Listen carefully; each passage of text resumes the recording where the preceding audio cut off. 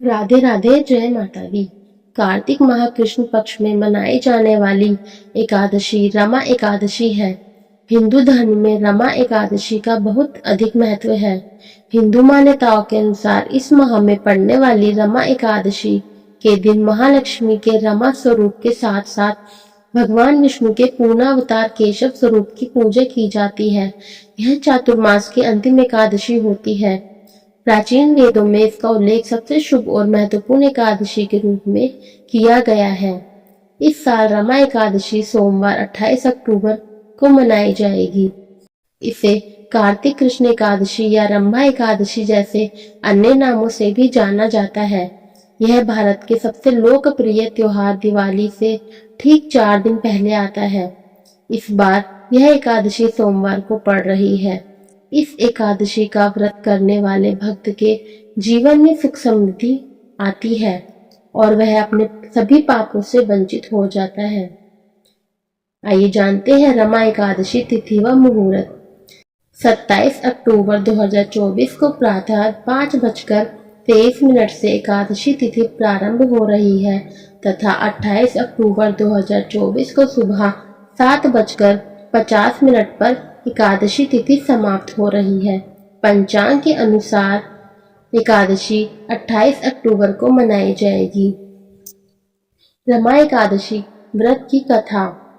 एक नगर में मचुकुंडा नाम के एक राजा राज्य करते थे। उनकी एक पुत्री थी जिसका नाम चंद्रभागा था। राजा ने बहुत धूमधाम से अपनी बेटी चंद्रभागा का विवाह राजा चंद्रसेन के बेटे शोभन के साथ कर दिया। राजा मचुकुंडा भगवान विष्णु के परम भक्त थे। वह हर साल रमा एकादशी का व्रत रखते थे और इस व्रत का उपवास करने के लिए पूरे राज्य में निर्देश दिए गए थे। इस नियम का पालन सभी को करना होता था। इस नियम को कोई भी तोड़ नहीं सकता था।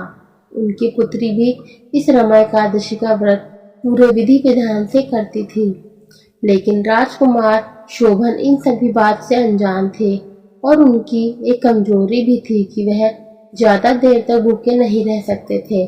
शादी के कुछ समय बाद राजकुमार शोभन कृष्ण पक्ष के समय राजा मचुकुंडा के राज्य में आए। इसी बीच रमा एकादशी का पर्व आ गया। उसके ससुराल में सभी लोग इस व्रत का पालन निष्ठा से करते थे, इसलिए उन्हें भी कहा गया कि आप भी यह व्रत करें। शोभन इस बात से चिंतित हो गए कि इस व्रत का पालन कैसे होगा, क्योंकि वह भूखे नहीं रह सकते थे। उन्होंने इसके बारे में जब अपनी पत्नी से बात की तो उन्होंने कहा कि वह इसके लिए कुछ नहीं कर सकती, क्योंकि इस दिन मनुष्यों के साथ साथ पशु भी अन्न ग्रहण नहीं करते हैं। इसलिए आप व्रत रखिए, अन्यथा राज्य के बाहर जाइए। इस पर शोभन उनकी बात मान गए और कहा कि वह यहीं रहेंगे और साथ ही व्रत भी करेंगे। वह अपने बीमार और कमजोर शरीर के साथ उपवास करने लगे, लेकिन शोभन पहले से ही दुर्बल थे। ऊपर से ही उन्हें भूख भी बर्दाश्त नहीं हो रही थी, जिसकी वजह से आधी रात को उनकी मृत्यु हो गई। लेकिन रमा एकादशी उपवास करने के कारण उन्होंने स्वर्ग और अद्वितीय महान साम्राज्य प्राप्त किया।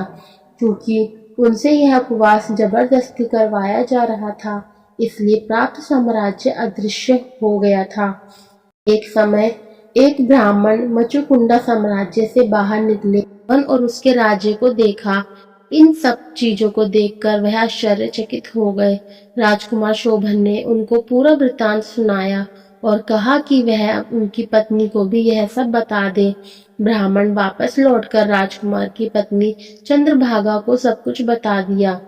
चंद्रभागा, जो बचपन से ही इस रमा एकादशी का व्रत कर रही थी, उस व्रत से प्राप्त लाभ से चंद्रभागा ने अदृश्य साम्राज्य को वास्तविकता में बदल दिया। इस तरह दोनों साथ में आ गए और आनंदमय जीवन यापन शुरू कर दिया। ये जानते हैं रमा एकादशी का महत्व। हिंदू ग्रंथ पद्म पुराण के अनुसार रमा एकादशी का व्रत कामधेनु और चिंतामणि के समान फल देता है। यह सभी पापों का नाश कर मनुष्य को पुण्य लाभ देता है। इस दिन व्रत करने से मां लक्ष्मी और भगवान विष्णु की विशेष कृपा होती है। आर्थिक संकट से मुक्ति मिलती है और सुख समृद्धि घर में निवास करती है। जो भक्त इस दिन भगवान विष्णु की महिमा सुनते हैं वो मोक्ष प्राप्त करते हैं। आइए जानते हैं रमा एकादशी की व्रत विधि। रमा एकादशी व्रत का पालन दशमी के दिन से ही करें। दशमी के दिन दोपहर के बाद कुछ भी नहीं खाएं। प्रातः काल में उठकर नित्य कर्मों से मुक्त हो जाएं। उसके बाद स्नान करके व्रत का संकल्प लें। भगवान विष्णु की पूजा करें। भगवान को तुलसी के पत्ते, धूप, दीप, फूल और फल अर्पित करें। भजन कीर्तन करते हुए रात्रि में जागरण करें। द्वादशी के दिन सुबह विधि पूर्वक पूजा करने के बाद ब्राह्मण और गरीबों को भोजन कराएं और सामर्थ्य के अनुसार दान दक्षिणा दें। उसके बाद भोजन करके व्रत का पालन करें। आइए जाने रमा एकादशी की पारण विधि। पारण का अर्थ होता है व्रत तोड़ना। द्वादशी तिथि समाप्त होने के भीतर ही पारण करें।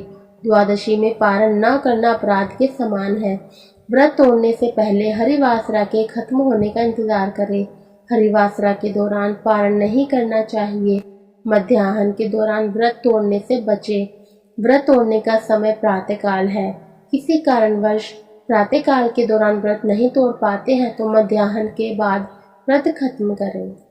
आपको हमारी वीडियो अच्छी लगी तो कृपया लाइक, शेयर एंड कमेंट जरूर कीजिएगा। अगर आप हमारे चैनल पर नए हैं तो चैनल को सब्सक्राइब करना ना भूलें तथा बेल आइकन जरूर दबाएं। सभी को राधे राधे।